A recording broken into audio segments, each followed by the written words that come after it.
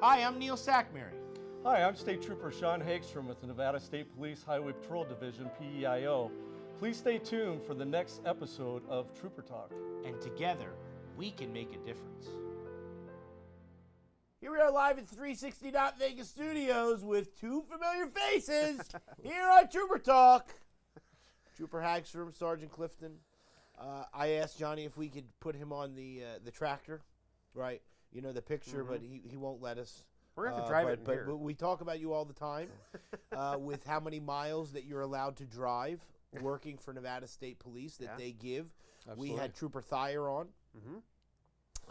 last week, and he moved to Prim. He used to live outside of Prim and has to drive, but then he said that he actually moved to like that area, so then he could have lunch, you know, like at home, versus, you know, but like the Nevada State Police gives you these options when you work for them. You have a take-home car, right? I mean, all these things are very important, and you know, we don't obviously tell people where you live, but that you know that you live, you know, sort of on the outside of town. Absolutely. And you know, working for Nevada State Police with what it is that you do, being the sergeant for parole and probation, you sign on from your house, you sign off from your house, you're always available. If you have to go see someone, you know, like you're not driving somewhere, changing out, and then driving to go see someone. I'm not. You know, I did it just on Friday, actually, this last week. I was talking to one of my officers, and he got this as an attempt to locate on a parolee, and I said, you know what, this is on my way home, not a problem. And so I just took the file, I went to the apartment complex. I had to go see the leasing office because the number didn't exist, and sure enough, it was fake anyway, because he didn't live there. But it was on the way home, so I got home. I got home late at 5:02. I was like, Well, the 2 minutes. that's 2 minutes, but you know, it's great. I didn't have to go all the way back to the office to change out cars. I just left the office, stopped there, went home. And so one of the things, like, without getting into specifics, but you know, like, one of the things that you do that you have to do as a sworn officer is you have to follow the law. And so sometimes there might be hard decisions that you have to make, even though there might be the greatest person on the other side. They did not follow what the judge said, and what their either parole or probation was supposed to do, right? Absolutely. But you want to be there to help every time, and that's something that you do. I just want to put that out there. It's our job. You know, we've said it before. We're half cop, half social worker, and sometimes it goes more one way or the other, right?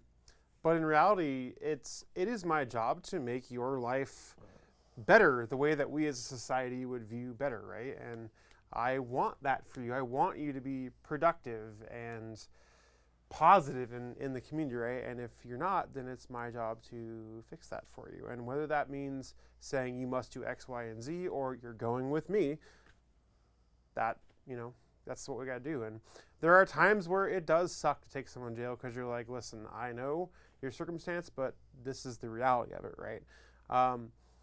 It happens more often than you'd think, where we're taking a mom or a dad away from their kids, but there's always a reason we do it. Right. The same thing happens with the highway patrol, right? You stop someone for a DUI, for example. That person's not going home. No, absolutely They are not. going to jail, right? And their kids could be in the car, which is a whole different charge for that matter. But it's the reality of it. You do something wrong, there are consequences, right? And we try and mitigate those consequences by stopping your wrong behavior when we first see it versus letting it fester and grow and grow and grow, right? Sometimes we don't catch it. Sometimes we don't know about it, right? I've been recently telling the officers that work for me, you know, we need to do, I guess the example would be, so I supervise sex offender officers, right? So they supervise people who are on probation for the most heinous of sex offenses down to someone who was on looking at child porn or things like that, right? There's a litany of charges, but almost all of the sex offenders have a search clause, meaning that we can go search their cell phone, computer, PlayStation, whatever, because anything that can access the internet, we can search, right? And that's important because a lot of sex offenders have, well, all sex offenders have a no pornography condition, right? So if we go search that and we find you looking at porn all day long, do you think that's a trigger for a sex offender? Very likely, right? So it's our job to first say, okay, you can't do this, and by the way, now we're going to be putting a monitoring software on your phone as a sanction, right? So then we can go from our computer at our desk and see what you're looking at on your phone, right? It's we do that all of the time, right? So we surveil our sex offenders every day, whether it be physically or digitally, so we can see what they're looking at on their computers or phones, right? We do that, and that's to prevent recidivism or the repeat of crime, right? Prevent that, right? And whether, like I said, whether that be through an intermediate sanction where we're saying, you know better, versus let's go to jail, right? So that's to summarize. I do have a question because some of the people watching right now, and this is a question I have. Do a lot of sex offenders? It's very hard, or they never get out of that rehabilitation, right? Do they always have that urge, or that it's something that's not? I don't know what to say, like curable. No, well, here's the thing. People say that alcoholism is a disease. Sure. Yeah. Right? And so for whatever reason, right? So like does someone ever get? And that's what I wanted to know, and maybe the public has that question too. Are they able to rehabilitate, or are they always going to have this urge, or is there going to be? I don't know. Do you know anything about that or not? Yeah, and do you ever get off of the? Once you're a sex offender, you would get off. So yeah, to answer your question, every sex offender, I shouldn't say every, the majority of sex offenders are required to go through sex offender counseling, and that can be a 1, 2, 3, 4, 5 year process. Some people never finish counseling, right? And that's required by both the judge and us. We say you must do this, right? I would say that's probably more with your low tier sex offenders. Tiering is totally different. Okay, all right. we might get into something else here. I'm learning more too. We could be here for 4 hours if you want to talk. But so I mean, I suppose you're people who maybe more of I don't want to say crime of passion. That's not right. But maybe there's someone who has like a child porn addiction, right? Okay. Or as they call it now, child sexual abuse material, right? That is probably more pervasive and bad than someone who was, say, a rapist, right? A one-time offense versus someone who has thousands of images, right? Okay. The one-time offense may have been, I was drunk and she was there and it happened, and then she pressed charges because she didn't want it. That is a common occurrence, right? But someone who is actively going after these images and sometimes producing these images, shall we say, right? And AI is a whole different thing because you can now produce horrific images using AI. I honestly don't know if the legislature had a bill to ban that, and I don't know if it passed. I'll have to see that. But so the counseling does help. The counseling builds that, those skills they can use in their life to stop that, the thought processes and that behavior, right? But then there's the element of, hey, we're here too, right? And if you are searching those things, and sometimes it's as simple as you're going on to I was going to say Sears catalog. That's not a thing. You're going on to Amazon or something, and you're looking at women's underwear, right? We see that because that flags it. The monitoring software we have, it flags when you're doing something that's potentially sexually related, right? Then we'll be like, hey, Johnny, what are you doing there, right? And whether that means we then go out to the house or we look at the rest of the phone, like that's something that we'll do. I forgot what you asked, but it was. No, so I mean, I'm just saying that, like, does someone essentially, like, if someone is labeled one time as a sex offender, right? Like, say they stay in the state of Nevada or something, right? So I guess my thought would be, like, sort of going off of what you said, like, if someone would be a sex offender, and we know that, like, as an example, there are a lot of holidays that kids go out and play. July 4th, Halloween. You know what I mean? Like these things, right? So the question is like, does someone ever get off of, like, so you get off parole and probation, but does someone ever get unregistered as a sex offender once they are registered as a sex offender? Right. So certain offenses carry different registration requirements. Some are registered only while they're on probation. Some are registered for 10, 15, 25 years. Some are registered for life. And that has to do with whatever's in the Nevada revised statutes and the crime. There's registration requirements attached to all of that. And that is tier levels as well. Sure, So, sure. Tier 3s are going to register for the most part forever.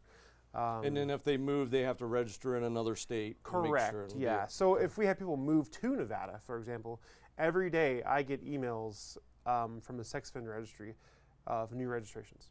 Okay. And that is people who are on probation and are not on probation or parole. They could move here from, say, California or Massachusetts, whatever. If they're required to register by their state statutes and our state statutes, then they are required to register. Now, certain tier levels are not published on the public website either. So tier 1s are not going to be on your public website for the most part. Tier 3s are always going to be your public website. So, but that again depends on the crime and requirements at sentencing, things like that. There's a whole Sure. number of reasons they could or could not be there. But we need to get a sex offender counselor on here. Right. And here's what, but We could. yeah, here's what absolutely. I'm going to say to you, okay? Sure. Because this is very interesting. Okay, and then we'll get to some pictures. Mhm. One of the things that people love about Trooper Talk is the fact that when people come on here and they explain, because everybody has questions, and so people need to know that nothing is scripted. We didn't have a conversation before, and I said, "Oh, I'm going to ask you," you know, and so these are just natural questions that a person is sitting here and goes, "Well, what is the situation?" You know what I mean? Like the guy that was down the road that isn't allowed to come out on Halloween. You know what I mean? It's now 8 years later. Is he allowed to come out on Halloween and Yeah. hang out with my son? You know what I mean? Like these are the type of Legitimate questions questions, that, too. that people Yeah. go and they go, well, who do I really call? Yeah. You know, and so the Nevada And that's what's State good about Police is, our divisions too. Right. Is I'm asking questions. Right, 100%. Because you know what, even though I'm a state it's a trooper, and conversation. we're well versed with the laws and everything else, but for what he does in his unit is totally specified. Just like our motors and our commercial units, they go Right. to special schools and all that 100%. stuff that I wouldn't even know, and that's why I'm asking him, hey, are they able to get off this? Are they able to do this or that? And I'm sure the public would love to hear that because they don't know anything about a tier 1 or tier 3 or 100%. or like you said, are they able to be around somebody, when the kids are out during Halloween and stuff like this? And these are the kind of things that I love about bringing somebody from different divisions to kind of explain, like he's in a special unit, not all parole and probation, he's with the sex offender unit. Right. But parole and probation, they probably have people they monitor from robberies and burglaries to murders to everything. So everybody's kind of split up in their own specialization. Is that correct? Absolutely, yeah. So Okay. within parole probation, It's amazing. Southern Command, we have several different units. The major ones, obviously, sex offender. We have what's called our embedded unit, and the embedded units are officers who are stationed at metro substations, and they work closely with the problem-solving units or the units that they're at metro. They have people they go back and forth with, and they exchange information, right? So if we have someone who's on for a string of robberies, and metro's like, hey, I think he's up to it again, we can provide them everything they want to know. We can provide access to them, to their house, to whatever it is, right? We also have the drug court unit, so supervising offenders who are in the year-ish long program through the district courts. We have the Veterans Court Unit, which is people who are veterans of the United States military who have committed crimes, and it's working with both the VA and us and the courts to get them back on track. We have the Mental Health Court Unit, which deals with offenders who have mental health problems. There's co-occurring court as well, which is mental health plus drug use. So it's kind of drug court and mental health. So it's a whole array of things, and not Oh, only that, yeah. not only that, because you work with everybody in the valley. You know what I mean? But Yes. Parole and probation. So they're working with Metro, Henderson, North Las Vegas, all these. So do you guys get information on? And I'm sure you do because you deal with it. Different gang, the gangs Yes. and stuff like that throughout the different valley because of the crimes they commit. Do you get the intel on that too, or So a lot or of do the they provide times- some of that? A lot of the times we're giving them intel. Oh, okay. So it's I don't want to say it's common, but we'll get emails from our embedded officers that says, "Hey, do you recognize this guy?" And sometimes we're like, I know that guy, right? Because Metro's looking for him from a security camera photo somewhere, and we're like, yeah, that guy's on paper, and this is his name, here's his date of birth, here's his address. Because that's what you know. Yes. And again, that's one of the things that the Nevada State Police has. Obviously, we could talk about recruitment, but to do that, you need to have your head on your shoulders. Yeah. You know what I'm saying? I mean, with all these different things and all these different divisions, I mean, you know what I'm saying? And then there's somebody who runs that division, who works in that division, who takes a phone call for that division. You know what I mean? All the way. The way up the line, right? I mean, and these are hundreds of people that take if not thousands, right, to compile all that information. Right, and not only that, have different divisions. I mean, I would say sections within the different the sections in within the division. divisions. Yeah, and that's all split up to specialize in everything, and everybody knows who they're supervising their offenders, right, and everything. So that's their goal on task to make sure. And just so the public knows, they're here to help everybody. I mean, they want people to succeed their programs. The judge is probably going to order so much for these programs to do so much schooling or counseling or whatever they have to do.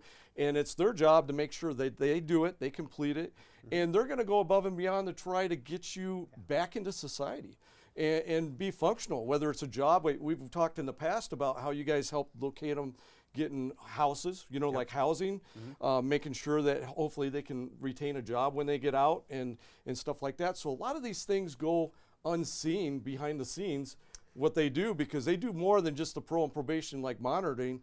They're actually helping these people get back into society, which is great. There was nothing negative out of his mouth. Oh no, I want the public to know that. No, Absolutely. And so only one time he specifically said, listen, if you push us, we're gonna go like this. But they have no choice. You know what I mean?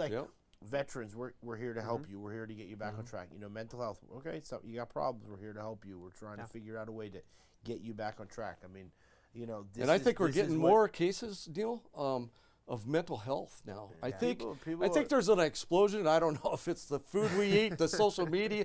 I mean, I see more mental health, more homeless, more people that, and some of the homeless is by choice. I hate to say that. Some is by choice. There's a lot that's not. And some of it's from past drug usage.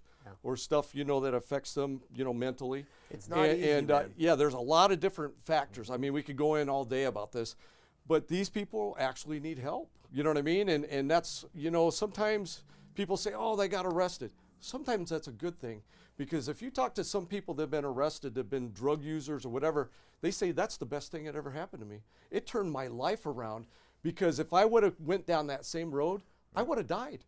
I would have ended up killing somebody or killing myself using drugs. And because that officer ended up arresting me and they got me away from the drugs and I got into that counseling, it turned my whole life around. I can't speak for everybody, but there's a lot of times that we've heard that in the past, that people have actually turned their lives around and did a good job. I have a question for Sergeant Clifton, okay? Go ahead. You ready I'm sorry, I probably interrupted you too much. No, Sorry. I have a question for you. Ready? Okay. Yeah. You, not personally, you've been to jail. Oh yeah. Okay. Have you been in jail where the bars have closed behind you and you hear that clank that they all talk about? So one of the things that we as parole and probation officers do is we have to go to the jail and we have to serve our offenders paperwork. Okay. So probationers, we don't have to anymore, but we used to have to.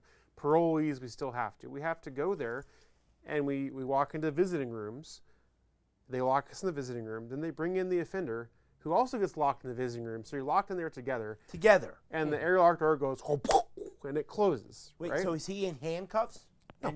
He's totally... Well, it depends on... It depends on the situation. It depends on the situation. Okay, so fine. for most of the time, they're not in cuffs. Not in cuffs. Right. So you're in a room with them and you're like... Yes. Okay. And when you go to visiting, when you enter the jail at all, Yes. but especially when you go to visiting and you're doing a contact visit face-to-face, you don't have your gear. Oh, okay. Yes. Okay. So if I show up and there's somebody Sean's size who's in jail here, right? Right. And it's a 5 foot tall officer or something like that, they're not overly comfortable all the time. They might ask their friend to come with them, right? But that's something we do. We go to jail and we get locked in cells with these people. And there has been times, so when you're in the visiting room, there's a little button you push and you push it and you hear chirp, chirp, chirp. There's a chirp going off in the hallway, right? And that's a sign that the COs need to come and let someone out of the room. I spent over an hour hearing a chirp, chirp, chirp one time Oh, because someone needed to they're get so out. busy, right? Or you never know. Sometimes the jail goes in lockdown. Sometimes They they have have some a fight, issues. Yep, right? Because fights. if they get a fight in the jail, it's all hands on duty, and they're coming in there and throwing tear gas and whatever they got to do to break And up that's the fight. and the other stuff is just sort of text second. Right. Okay, So you uh-huh. could be sitting there for a while. So I have been locked in jail for a lot of time. um, Right. When you go to booking, right? So you pull in the parking garage and you walk up to the glass door and there's two doors. And one opens, it closes behind you. The second one opens, you walk in, it closes behind you. So it's an airlock, right? Oh. And you hear that kaboom of the door. Yeah, go that's close, what I'm right? asking you. Yeah. What's that feel like? Well, when you're in the booking area, it's not so bad because there's usually a bunch of people around Do you there. get like the You- chills? Like even being an officer? I would say the first time you walk into a Yeah. cell that's smaller than this little studio Yeah, we're in, right, it's, right. it's about the size of the table to me here and maybe the TV to me. Yeah, here. that's what I'm saying. It's definitely intimidating because you cannot get out at all. Like you hear that and it's like I watch this. Sorry, go ahead. Yeah. So as an example, the door has the reinforced wire glass. So if you tried to break it, you ain't getting out, right? You can't pry it open. You can't kick it open. It's a big steel door. You ain't getting out. You're stuck. It's not pleasant to be in that jail cell, right? And we do it all the time.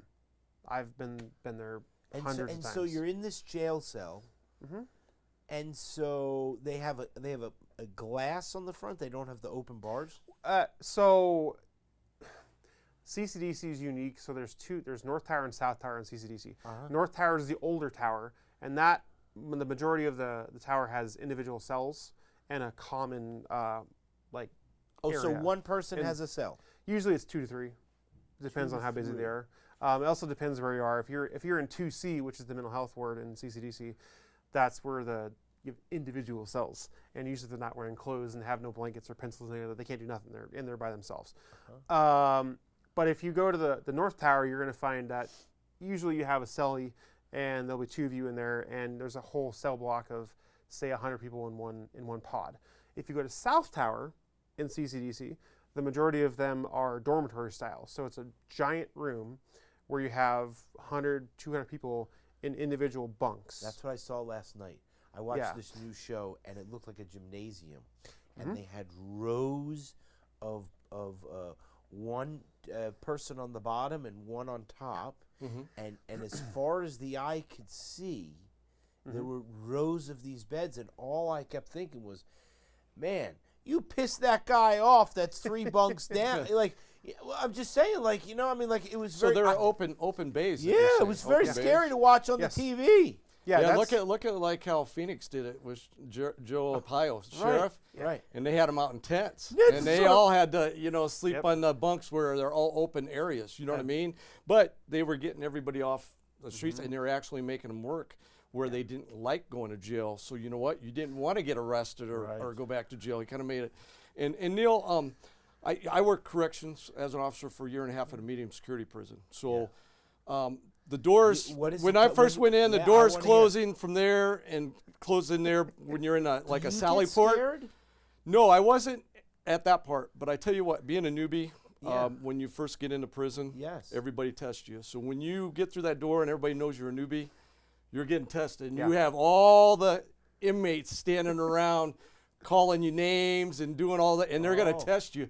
Now that's when it kind of gets kind of eerie for you. You know what I mean? You're kind of, it's you get a little bit of shakes in your legs. Let's put it that That's way. what I'm You saying, know what I like, mean? right? But you had to be firm, fair, and consistent. That's what they taught you in the correctional academy. You always had to be firm, fair, and consistent. You couldn't be one way one day and another person the next day, because you got to remember, this is these person's home. I mean, these are people serving time. I mean, this is a prison, so they're serving. I had people serving life for execution style murders, all that stuff there. In the K unit, we had 3 different big units out there. In the K unit, they had some people that were on 24-hour surveillance, could never leave. They get an hour just to walk the gated yard. right. And then we had the open yard. I was on an emergency react team where I could go out and any emergencies happen on the yard, I liked working the yard because you're out there. They had the big weight rooms and everything, but we had guard towers.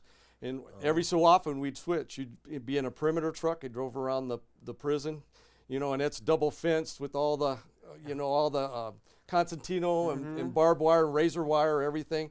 And then we had Mini 14 rifles up there in our guard towers. So the guard tower, you'd be able to watch everything. And then the perimeter truck would watch the outer part. But I liked working the yard because that's where, but when things happen, it was fast and deadly. Yes. I'll tell you what, somebody take a 10-pound weight, you don't see it, and they take somebody, I've seen somebody with their whole inside of their brains showing because they tried to, murder them on the yard, you know what I mean? And you have to leave with those people to go to the hospital because, 2 correction officers have to go, whether they have to have surgery or whatever. Yeah. And everything has to be monitored. I mean, we even had a place where, you know how some prisons do license plates and all that, but we had woodworking shops, other stuff, but every tool has a tool thing, and before anybody could leave, everything has to be accounted for before they leave those areas. Yep. You don't want somebody creating stuff or making stuff to shank people, even though they're brilliant. I always said a lot of these people, if they use their brilliance of things that they think of outside the jail working on a job, they would do great, you know what I mean? Because they think of the most creative things. I've seen people take toilet paper and make solid ropes to actually climb over, you know what I mean, stuff made out of toilet paper. And they make some of the most amazing things. And I'll tell you, some of the best artists, there's some art, but we couldn't buy it as correction officers because, conflict of interest. But some of these people that are in prison are some amazing artists. I mean, they allow them to have some of these art things, and I'm like, wow, you guys are very talented. You know what I mean? So we have some talented people in there, but they choose to do the wrong things. They're doing their time for society, right? And then someday they'll get out. We just hope that they find something to do. And some of these people are very talented that they could be very successful when they get out. I'm not talking as far as like being a Picasso or anything like that, but they could actually do something, and as far as, whether art or they learn some mechanic thing or different stuff. We had different shops where they could learn a skill and get out there. Now, I've been in the Nevada prisons when I worked for the governor, and Caterpillar and some of these other big companies brought in these machinery, like the, what do they call those? The backhoes and all that stuff? Well, no, it's the actual, the run backhoes, but it's, simulator. Simulator. That's what I was looking for. Okay. So they brought these simulators in there, and they train these inmates how to use all this equipment and everything, so when they get out, they can look at these type of jobs. You know what I mean? And it really helps and benefits them, so they have something to look forward to, that when they're getting ready to get out, they could possibly work in the construction field or something. So when they get out, they can be successful. And I think that's a good thing, because we just don't want to put them in there, because sometimes it's a breeding ground where, and I hate to say this, Neil, this is the one thing that I saw. A lot of these kids that are gangbangers, they get into jail, their cousins, family members, fellow gang members are in there, and everybody gets separated at the yard and everything. They do their own thing. But the thing is, when they get out, some of them do try to get back into society. Society doesn't really accept them, right? Because you got a felony on your record or all this other stuff. And some of them try, but then they end up, I always say, birds of feather flock together. They end up getting back to the gangs, get into that life cycle again. They get in trouble and they go back. You would think they would hate going back to prison, but they have nothing to lose. When they get back, they have a seniority, like a ranking with their gang, because they're back in jail, they're with their cousin or their friends or gang members, and it's just a vicious cycle. For some people, it's a lifelong business, and I think a lot of our prison system, they've been trying to rehabilitate, trying to educate. You can get, take college classes, you can have all different types of classes, and like I said, some of these trade things within the prison, where they are trying to rehabilitate and get these people ready to assimilate back into society. And it's just tough for some of them that they, like some of the gang members, they're still young. They want to show that tough image, you know what I mean? Yeah. But I'm sure when they get in their 40s or 50s, they're like, oh, I wish I I wish I would wouldn't have done it. I wish I would have changed my life Yeah. because now it's late and I don't want to live this life anymore. You know what I mean? Yeah. And people, It's- and when you're 50 now, all of a sudden now you think about, holy smokes, you know, when I'm 60 or 65, and What am I can't- gonna do? And I can't work anymore, Yeah. and I need to be retiring. You know what I'm and saying? I can't because look at what I did my whole life. That's one of Yeah. the things we hear, like, because we deal with the life parolees, people that did 25, 30, 35 years in prison. I dealt with a guy not too long ago who went to prison before I was born and just paroled out. We're talking, I'm 37 now, okay? And this dude's been in prison since 84 or something like that. It was a double homicide, it was a horrific crime, but he gets out on parole, right? And he says, I never want to go back there. I'm just so done with this. Right? For a reason, because it sucks. But they And- don't know how to assimilate. They don't know Yeah. because they have a structured environment. You get up every day at 5 in the morning, 4 in the morning for a count. You're eating at 5 in the morning. Everything's structured in a prison, right? So they get used to that structure and they get used to, hey, this is our gang. You don't mess with them. And everybody has their pecking order, right, in prison, right? So then when they get in society, and you're talking 1984, how much has society, like vehicles and computers, yeah. just technology alone, how would you assimilate back to that How would you when get a this is cell all phone? you've done your whole Yeah. life? Cell You know? phone's a thing. And Yeah. so there are I mean, programs. that's tough. I mean, Yeah. yeah. There are programs out there in the prison and both out of the prison that will help you transition back into society, right? More compliant offenders are usually our long-term parolees.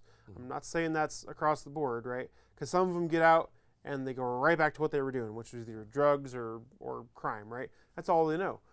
There's others who, like this guy I was dealing with, he was like, I need to relearn everything in life because he knew nothing, right? I would almost say that it's the people who go to jail for 6 months or a year or 2 years, they get back out, they go right back into the criminal lifestyle, back with their friends and family, right? Because there's still a lot of them are still young. They're They're still still young. young and They- they're and running they've and been- gunning, as we would say. They've been doing Running this since and they were 14, right? Yeah. Since they were a juvenile. A lot of times you'll look at a pre-sentence investigation report and it'll show juvenile history, and then it shows that first adult crime, that second adult crime, that third adult crime. It's just a cycle, right? And they have to make that choice in their mind of, I'm done with this. I'm tired of going to jail and not having freedom. I like being out in the public. I like, being able to go to Carl's Jr. and McDonald's whenever I want to, right? Right. Because in the prison, you get your bologna sandwich and your water every day. That ain't so great, right? And Well, and one thing is that Yeah. if they want to get out of that lifestyle, Neil, it's almost like you have to start in a different city. And the reason I say that, and if you have family somewhere else to try to assimilate somewhere else, you're not around the same drug dealers that you're getting drugs or the gang members that you hang out with. You're starting a whole fresh life that, whether you have to be a bus boy or work from the bottom up, you know what I mean, to assimilate, or like you said, working at Burger King or something just to get started in life somewhere else. It's better to get away from that lifestyle because those people, once you get back in, they bring you right back down. Like you say, I'm not going to use drugs again or whatever, and then that temptation comes, and then guess what? Now they're on the side of the curb, using drugs or stealing or committing burglaries. And I always say if somebody wants to change their life and they really want to, start new, I always say just go to a whole different city and just where you don't Start know over. anybody and just start from fresh, Yeah. People want to off your drug. I don't want to be around that group. I want to start my whole life over. it's super important for us as POs that when someone gets out of prison, especially after a long time, that we keep them busy.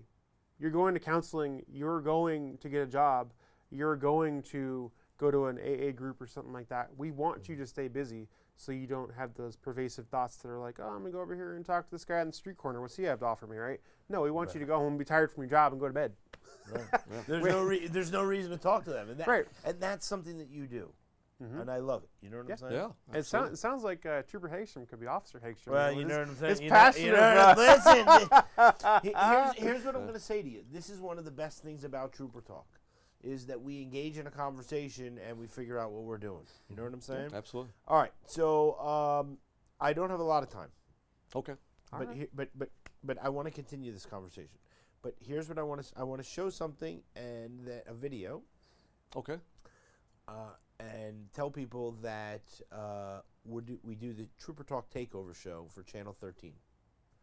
This is what they made us. You ready? All right. I haven't shown you I'm guys. excited to see I it. haven't seen it. I haven't seen it. Nobody's seen it. This is what I'm saying. Yeah, You ready? absolutely. All right, here we go.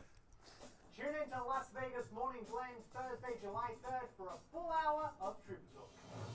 Elliot will be joined in studio by Neil Sackmary and members of the Nevada State Police who will share information about the Nevada Highway Patrol and sister agencies and divisions. What do they do? How do they keep our highways safe and serve our community? And how can you have a career with the Nevada State Police? It all kicks off Thursday, July 3rd, 9 a.m. Morning Blend right here, KTMV, Channel 13. All right. Elliot coming through for us. Yeah. Huh? Thank you, Elliot. So we spent time with the Trooper Talk. You come on every time. I always talk about the fact of how, you know, when Sergeant Abate and Trooper Felix, we had that tragedy, and Trooper Wellman was sort of transitioning to being the corporal. Yep. And you know, there was this meeting that was over in the back of where we had the tents. You know what I mean? And everybody was standing there, and Sergeant Clifton said, "I'm there. Whatever you need." You know what I mean? Like we're sort of in the eyes of tragedy, and we're all hurting, but you know we're here. You know, you Trooper Hagstrom, you come every week. You know, it's very important. Right, Absolutely. like what we do, Absolutely. we talk about and stuff like that. But we want to go in depth. We want to talk about things that people don't get questions for, that they don't know, or they maybe don't want to ask Sergeant Clifton, right? Because Sure. you know, if I ask that guy, maybe Is he gonna think I'm a sex offender? Yeah. maybe he thinks that I'm asking because my cousin, Yeah. you know, just moved here from Atlanta, and you know. So tell me how long it's going to take before you're going to look on your computer. You know what I mean? Like Sure, these sure. are, but these are important questions that these are people real would like things to that people know want. about, and that's what's great about Trooper Talk is because not only that we have Clifton here today, but we have different people from different divisions that do all different types of work. Yes. And that's one of the great things that you're able to highlight here on Trooper Talk. Yeah, absolutely. and I agree, and I think it's fantastic, and I love the engagedness. You know what I mean? Like. I think that it's really wonderful because you have questions, I have questions, they have questions, and Sergeant Clifton only has a limited amount of time. You know, like that he can answer every person's. We can't answer a million questions in a day. There's only a certain amount of time, and so it's so cool that we're able to do this and then air the show on Channel 13. And then, you know, literally for them to give the Trooper Talk for the Trooper Talk Takeover show is really special. And so We love it. It couldn't be done without everyone, right? Yeah. But it couldn't be done without you guys, you know, always stepping up to the plate. And you know, it's a team effort. It's you know what I mean? And we want effort. it to be successful, and we want people in the Las Vegas community to know that they're safe. And if you do have any questions, go ahead and shoot it off to Neil here, and he'll ask it. And if we get the right people on, depend on different divisions, if they have different questions on what they do, like our arson or let's say Capitol Police, or you know all the different divisions, if they have questions, they can always shoot it to you, and we'll try to answer it to the best of our knowledge. And if it's something that we don't know about, hey, that might be somebody that might come on the next Trooper Talk, and we'll talk a little bit about that. 100%. You know, when I was driving over here from the store in the Neilmobile, I forgot. The Neilmobile. I forgot Sergeant Clifton drove the white car. Yep. Oh yeah. Right, with the little black undercover car. Right, with the little black thing on the back, and I looked like a little FBI agent. Yeah, this is what I'm saying. Listen, they don't even look at that thing. No. You know what I'm saying? Like they don't even He's care. an incognito. Right, totally. 100%. Absolutely. And so, you know, we could talk about lane splitting, we could talk about impaired driving, we could talk about speeding, we could talk about all these things, and what people have to know is that you don't know every single car or every single truck that Nevada State Police owns. Even the ones with our ghost vehicles. Even with the ghost vehicles. And Absolutely. Those get me sometimes. Yeah. we learned last week, right, that the guys that look around for the for the commercial vehicles in their pickup trucks. You know, listen, you blow past them and they're going to go, woo, you know what I mean? And Yeah, because that's they got gonna- radar and they think, oh, it's yeah. just a trooper and It's they're looking some for guy, you trucks. know what I'm Yeah, saying? they're looking for trucks, Right. whatever. Yeah, no. So You'll get stopped. I every see time. one of those commercial guys all the time out by my house. Yeah, okay. And I'll leave and go to dinner, and he's got a truck pulled over. I'll come back, he's got a truck pulled over, right? But occasionally you'll see he's got a car pulled over. And why does he have a car pulled over? Because you had to be doing speeding, something big pretty time. bad, probably. Especially so it's we'll say it's 95 north, right? North of Las Vegas, and yeah, he gets cars. He's busy. He is busy, and I honestly don't remember what his name is, but he works all the time. He's out there 4 days a week on his normal shift, and every time I see him, he's got someone pulled over. That's good, but you know Usually what? it's truck. He's slowing everybody down, and not only Yes, you know he has his truck inspections that he has to do, but like we've talked before, like Trooper Vosner that came on, they're not going to let people driving 100 miles an hour pass them. I mean, they're going to stop it because right now you're at reckless, and there's no reason to be doing 30, 40 miles over the speed limit. So if you think that one of our and those trucks are pretty fast, you know what I mean? We choose not to really want to pursue in those, right? But they'll get you every time because they got front and rear radar, and they're state troopers just like us. They're just working a special unit for trucks. But yeah, if you're speeding or doing something, reckless driving, impaired driving, they're going to arrest you. I mean, that's a fact. Trooper Thayer, last week, he gave away some sort of secretive information. And he said, where he sits. like, he goes, well, there's a certain bridge, right? And, you know, like, we like to sit there because we know that it's a matter of time before somebody blows past us, right? Yep. And more times than not, they blow past them and they're drunk. Oh, Yeah. Right? At 100 miles an hour. Right. And so, you know, the thing is that the Nevada State Police is the most wonderful organization. oh yeah. They will help you. They will fix the flat, right? They will get you gas. You know, like they will call the roadway service for patrol for you. They will do all these wonderful things. But the difference is that they are the law.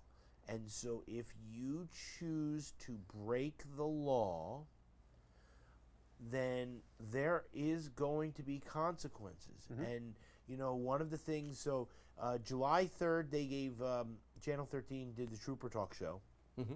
And then I bought July 4th for the business. Okay?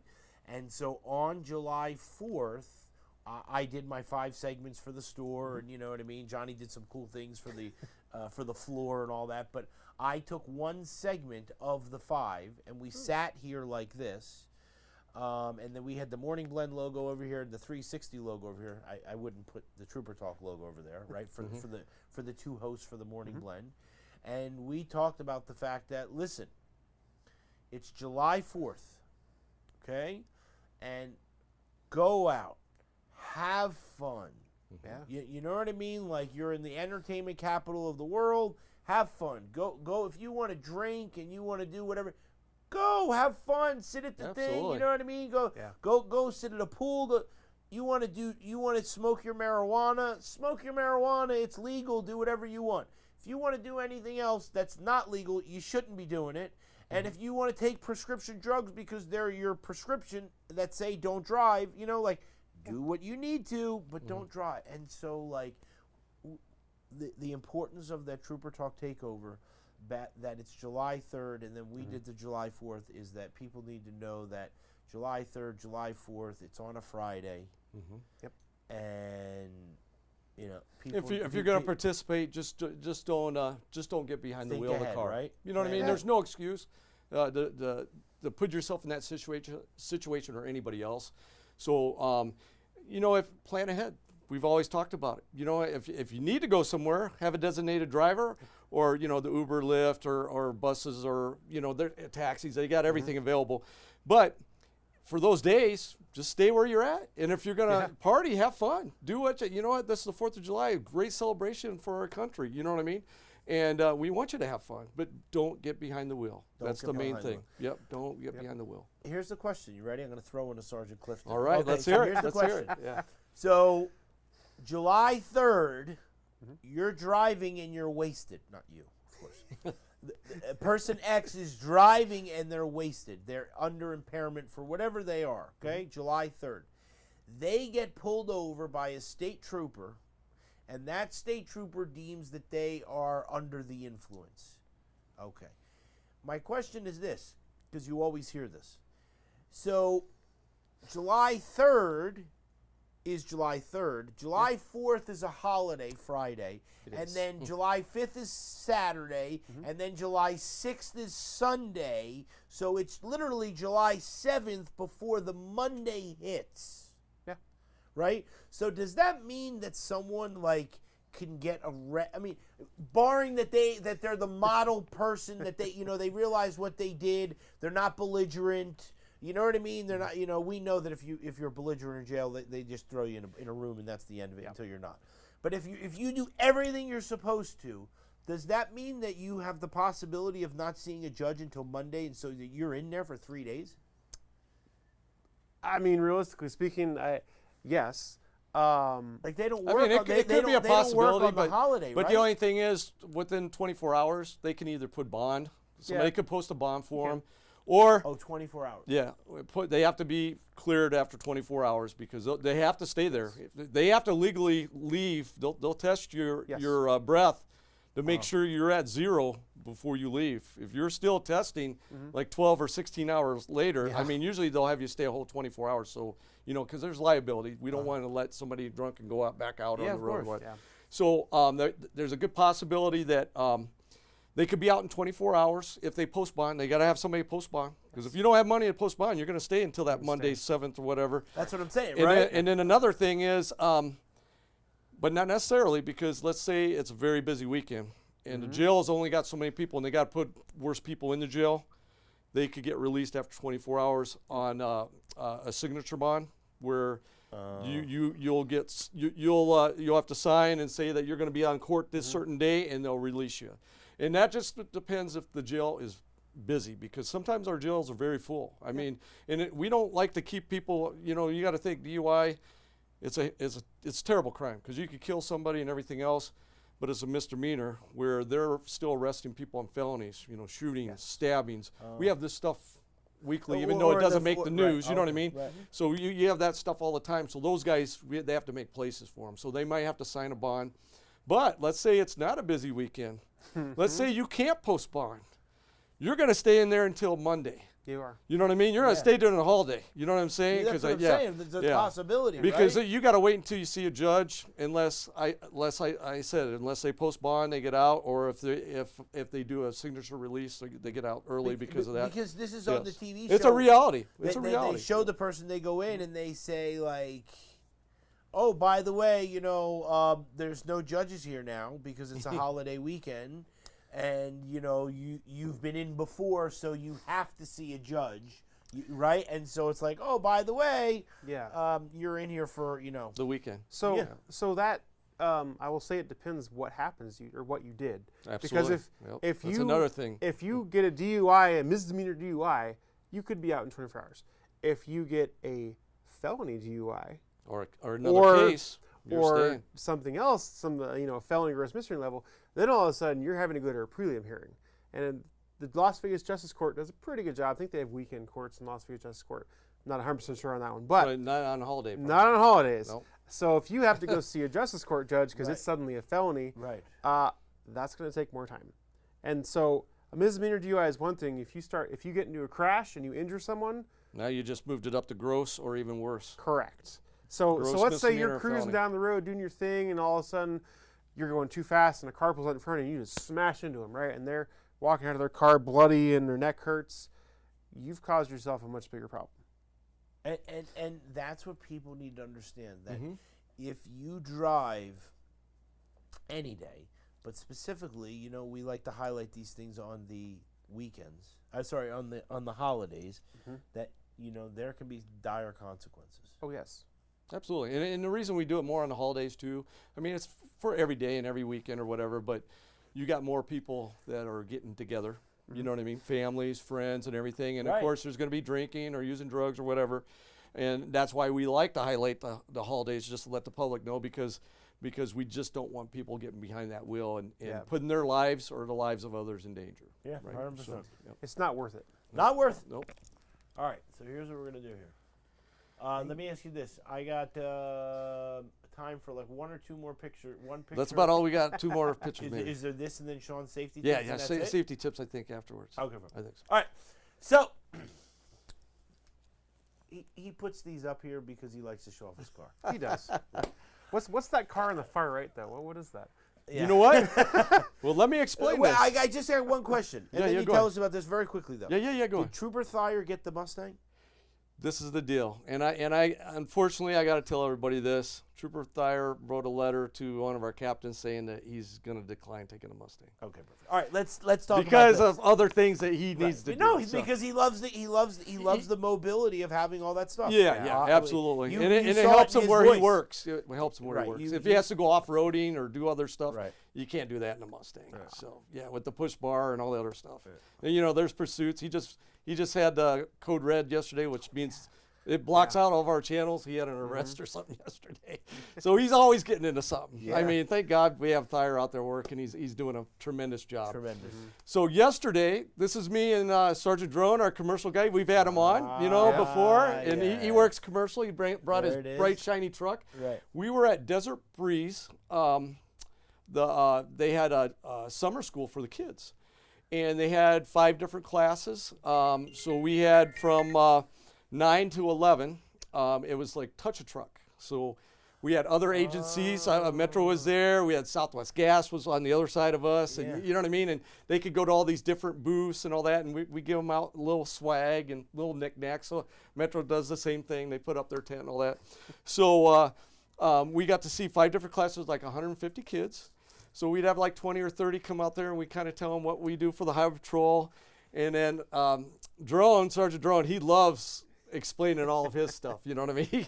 He gets the PBT out. He tells them all the different stuff, and he got the leg irons. Like if we have to, there's handcuffs, but we also have leg irons and all that. He brought them out so the kids do that. And then once in a while, you can see right where my arm is on the left side there. You can see we have the rifle vests that go over our regular vest. Oh. So sometimes we'll let the kids try it because they're very heavy, and we'll let them try that on, and just interaction. And what we want the public to know is we like to go to different functions like this to kind of open up to the public, to let them know if they have any questions for us. A lot of times we do a lot of schools with the kids. We get the stickers. We kind of tell them what we do, if they need help, who to call, like 911, and make sure that they're not scared of the police, because we're always there to help, and we're here for the community as a whole.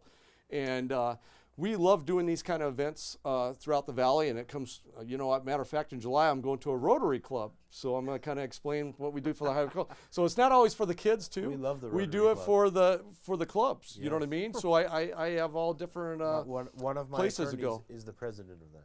Oh, yeah. We love the Rotary Club. Yeah, so that's one of the things I got coming up. But love yeah, it. we always like to put this out. We don't always put this on social media. Yeah. I try not to put, sometimes I'll get permission from the teachers. They want it out there because you got to kind of, when dealing with kids, we don't really want to put them on our social media site. So we'll put something like this out to say, hey, we were there. But sometimes at the school, some of the teachers are like, yeah, it's cleared by the parents and everybody. We'd love to have these kids showcased. And I've gone to schools like for career days, because we have a lot of career days, and he's gone out there with me numerous times. He's done like 3 or 4 of them with me this year, I think. Yeah.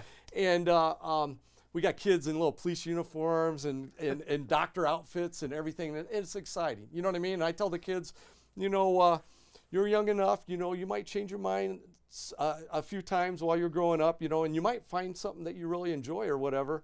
And we'll go and we'll get pictures with them. We'll take pictures with the teachers and the kids with the cars and all that. And they get to go all through the cars and hit the sirens and all that. So it's a lot of fun for them. And it's a learning experience. And we get to kind of tell them what we do every day and all that. So We the kids are fantastic because we need to tell them about these wonderful things so that they don't get caught up in a lifestyle that they're behind bars or any type of bad things that happen to them. So we need to do that.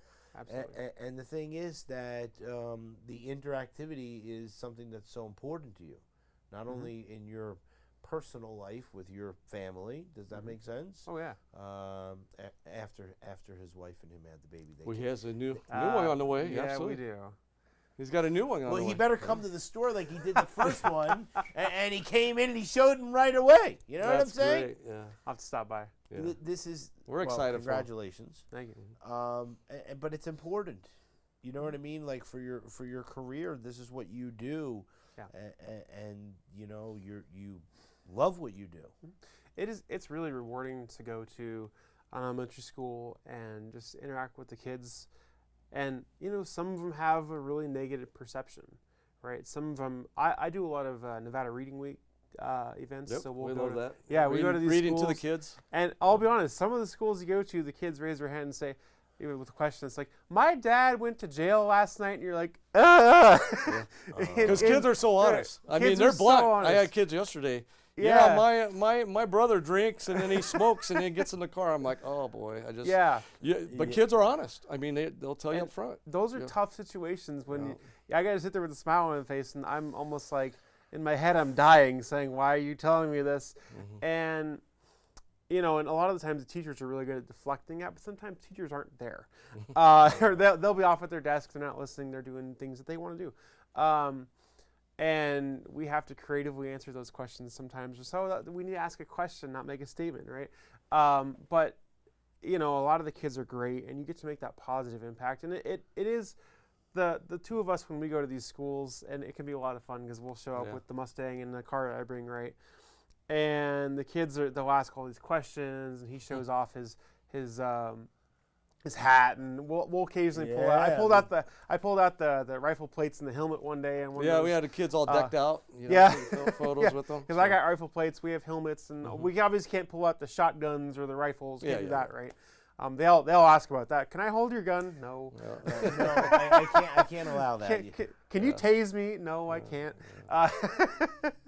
As much as your mom would like me to, I can't. I'm sorry. Right. That's You're not true. doing what Yeah. I'm telling you. You're That's not right. doing what you're told. And you know what I'm one saying? of the things that kills me though is when we're out in the public, and they're like, "Oh, if you don't behave, he's going to take you to jail." Yeah, No, we, I'm not. we, we No, don't I'm we not. don't like that. You know what I No. mean? We get that every so often, you know, and that's kind of talked like about that that's before. like teaching negativity to the kids. It is. I mean, I don't want to say nothing to parents. They think it's kind of funny, but I Yeah. always like, yeah. let's be more positive. You know, we're not going to take you to jail, and you know what I mean? We're here to help you, you know, so. And that's true. I just wanted to say. Tell me. So I mentioned this in the last time I was here. Yes. You didn't hear it, and he'll know what I'm talking about. But him and I were riding together. Okay. What, 2 going months out ago? yeah. Something like that. We're on our way to the Memorial Run, which is held in May every year. And I had told him, I grabbed all of my gear from my car, put it in his, said, just in case something happens. He jinxed us, I actually. jinxed this. But in But we fairness, were ready. We in were ready. fairness, right? So if I hadn't taken that time to grab my stuff and we hadn't stopped at Yep. the Starbucks there, we would not have stumbled across the rollover crash, which happened Right in front of us. And we helped get those people dislodged out of the vehicle. He helped the kid with the cut and everything. He had his stuff. And I'm like, look at Yeah. Chris go into action. You know what I'm saying? He was taking care of everything. I was calling everything out, getting another trooper out, Yeah. getting an ambulance on its way. You know what I mean?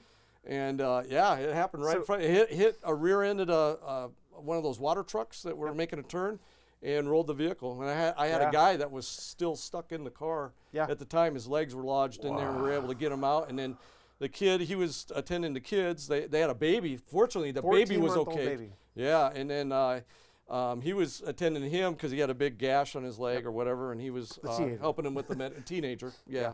And then the mom, she was sitting there just trying She to. was She in was still total in shock. total Yeah. shock. Yeah. But So it is our main job to help people. absolutely. Absolutely our main job, and that bridges the gap, right? So I have no idea how to handle a traffic crash. That's all him, right? I handled But that, and he did all the medical. But It I was can great. put on We I can did put all an that. advantage. I can call dispatch and say he needs medical for X, Y, and Z. We're asking because- for ages, doing all that. We Absolutely. worked in sync. We got it done fast. We did. So, And that's what you train for. yep. Yeah. You know what I'm saying? Yeah. All right, I got 3 minutes left. Oh yeah. Let's go. Okay, you ready? Yep. All right. Normally we go into a long, in-depth conversation. We won't be going into a long, in-depth conversation. Due to time. Due to it's- time, okay, due yeah, to time yeah. constraints of about 2 minutes and 36 seconds. Okay. All right, tell me about Sean's safety tips. This week. Absolutely. Sean's safety tips today is about not running red lights. We have a big issue here in the valley of people always running red lights.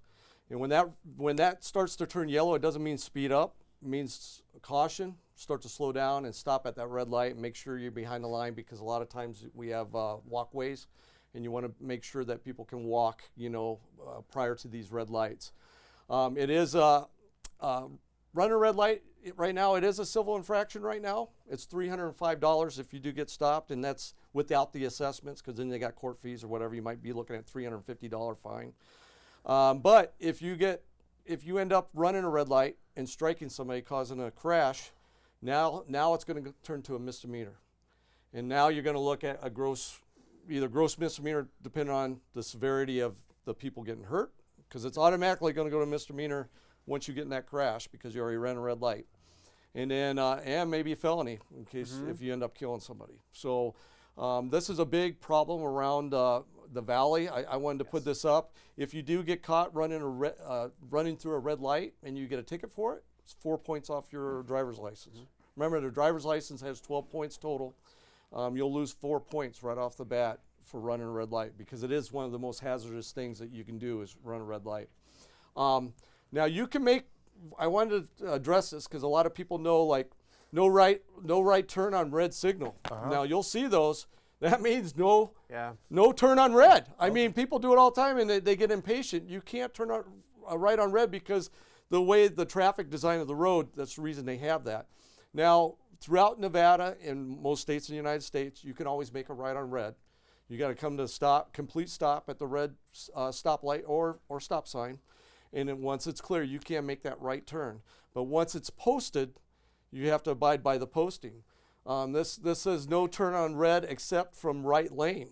So sometimes we have a couple lanes that are going to make a left turn. We got our two, let's say there's 2 or 3 lanes to make a right turn, but only the far right lane can make that turn. That means the other 2, because it's blocking probably views or whatever, they want you to just access that right lane turn only, or they're going to go straight. Some of these lanes go straight and you can make a right turn. So they're going to stop that traffic and they're going to allow you to make that right turn. So always look for these signs at these lighted intersections. And I just want to remind people not to be running these red lights. We got too many issues with that. And we end up getting a lot of crashes that people get serious injuries, actually. I mean, they're not like minor injuries at red light violations. So we just want to remind people on that.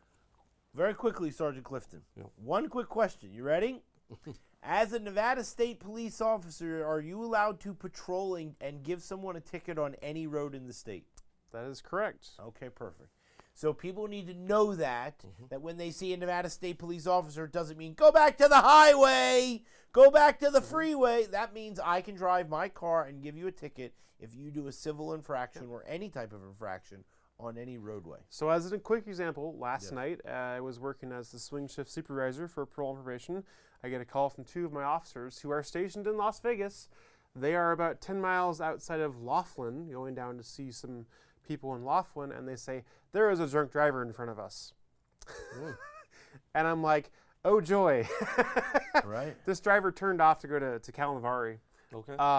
And they stopped out with him. It turned out just to be a senior citizen who was not in the best state of driving, but not intoxicated. So it was Just good. elderly driver. Elderly driver. Yep. It was nighttime.